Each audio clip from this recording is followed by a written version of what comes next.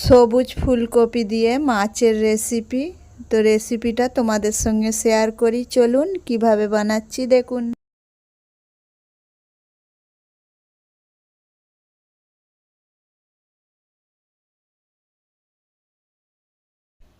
ফুলকপি খেলে প্রায় মানুষেরই গ্যাস অম্বল হয়, কিন্তু এইভাবে যদি ভাবিয়ে নিয়ে ফুলকপিটাকে ভেজে রান্না করা হয় মানে গ্যাস অম্বলটা হয় না।